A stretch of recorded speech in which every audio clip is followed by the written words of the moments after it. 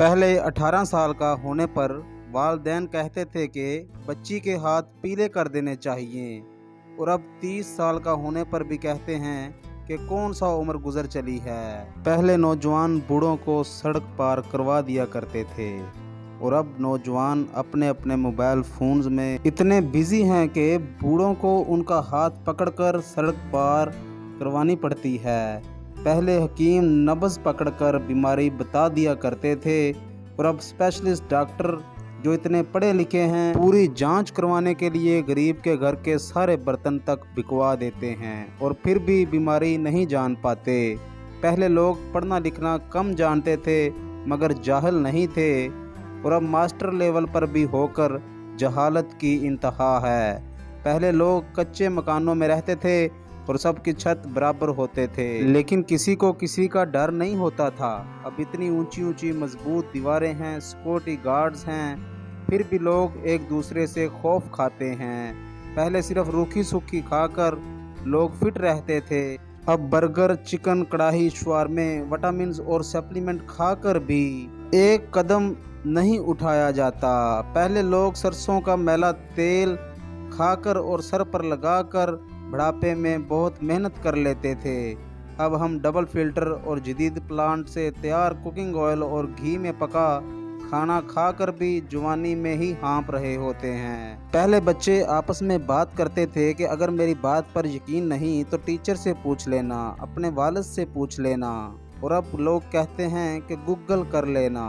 पहले लोग कहते थे कि मैं आ रहा हूँ, खाना मेरे बगैर ना शुरू कर लेना, और अब लोग कहते हैं कि टीवी सीरियल मेरे बगैर ना देखना। पहले बच्चे अपने खिलौने लेकर बाप के पास आया करते थे कि मुझे इसमें बैटरीज डाल दें, सेल डाल दें, और अब मोबाइल लेकर बाप के पास आते हैं कि मेरा फेसबुक अकाउंट बना दें। पहले इंसानों के पास पैसा कम था लेकिन एक दूसरे के लिए वक्त ज़्यादा था, ज़िंदगी में खुशियाँ ज़्यादा थीं, लेकिन अब टेक्नोलॉजी या मोबाइल फोन्स हमारा सारा टाइम ही खा गए हैं। बच्चे को पैदा होते ही हम उसको अपना टाइम देने की बजाय उसके हाथ में मोबाइल फ़ोन पकड़ाकर अपनी जान छुड़ा लेते हैं ताकि हम अपना मोबाइल देख सकें।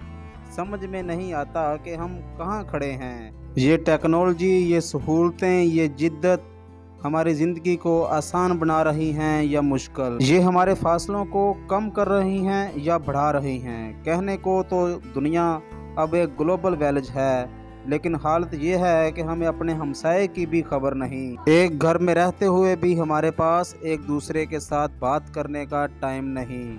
हम टेक्नोलॉजी के नाम पर नेचर से दूर होते जा रहे हैं। कुदरत की दी हुई जिंदगी, कुदरत के दिए हुए माहौल को छोड़कर हम इंसानों की बनाई हुई एक मसनूई जिंदगी की तरफ जा रहे हैं, जहां आस्ता आस्ता रोबोट इंसान की यानी हमारी जगह लेने को तैयार हो रहे हैं, और जिन्हें बनाने वाले भी हम खुद हैं। दोस्तों, टेक्नोलॉजी का दुरुस्त तरीके से मुनासिब और सही इस्तेमाल करना सीखें, वरना आप शायद यही समझते रहेंगे कि आप टेक्नोलॉजी को इस्तेमाल करके अपनी ज़िंदगी को आसान बना रहे हैं।